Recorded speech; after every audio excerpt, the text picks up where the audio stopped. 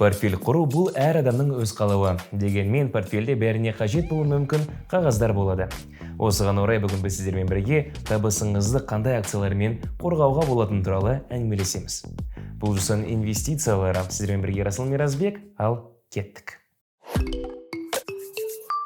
Акциялар сипаттамаларына байланысты бірнеше түрге бөлінеді. Дивидендтік акциялар, өсу акциялары, алып сатарлық акциялар, циклдік акциялар және тағы басқалары. Бұдан бөлек қорғаныш акциялары да болады. Defensive stocks. Бұл нарық ауытқуларына, сыртқы факторларға және экономикалық өзгерістерге аса реакция бермейтін бағалы қағаздар. Әдетте бұл нарықтағы жағдайға қарамастан тұрақты, жақсы болжанатын, сұранысқа ие өнімді шығаратын компаниялардың акциялары. Бірде-бір компания экономикалық жағдайдан толығымен тәуелсіз бола алмайды. Бірақ сыртқы өзгерістерге аса ұшырамайтын эмитенттер бар. Олардың акциялары қорғаныс акцияларына жатады. Нарық құлаған жағдайда қорғаныс акциялары басқа акциялар сияқты теріс тенденцияға қатты ұшырай қоймайды. Қорғаныс акциялары көбіне инвесторларға облигациялармен салыстырғанда жоғары кірістілікті және танымал акциялармен салыстырғанда төмен тәуекелдерді қамтамасыз етеді. Инвестопедия басылымы қорғаныш акцияларының сипаттау кезінде мұндай қағаздардың шар коэффициенті көбіне акциялар нарығына қарағанда жоғары екеніне назар аударады. Айта кетейік, шар коэффициенті бұл инвестициялық портфельдің тиімділігінің көрсеткіші. Ол активтің кірістілігі инвестор қабылдаған тәуекелді қаншалықты өтейтінін анықтау үшін қолданылады. Сондай-ақ төмен құбылмалылығы бар қорғаныш акциялары негізінде ғана есептелген индекстер болады. Мысалы, Dow Jones S&P 500 Low Volatility Index индексін есептейді.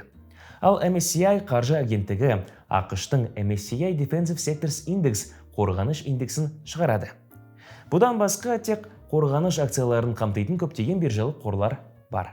Осы ретте қорғаныш акцияларына ақша салуда қандай кемшіліктер болуы мүмкін екенін айтып өтейін.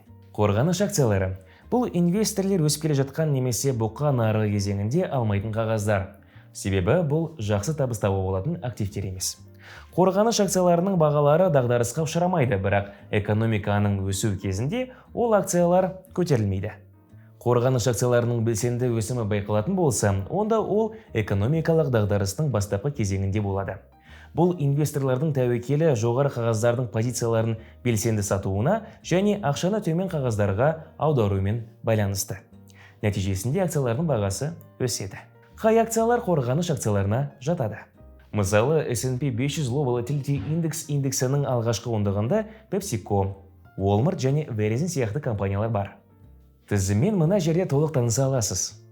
Johnson & Johnson, Procter & Gamble, United Health, Pfizer, Merck, ExxonMobil, Coca-Cola, Chevron. Бүгінге осы. Біздің Telegram каналымызға жазылуды ұмытпаңыздар. Әлеуметтік желілердегі парақшаларымызға да міндетті түрде жазылыңыздар. Сондай-ақ пікірлерде портфеліңізде қандай акциялар барын жазып өтсеңіздер болады. Сіздермен болған Расыл Миразбек, бұл Жусан инвестициялары. Көріскенше.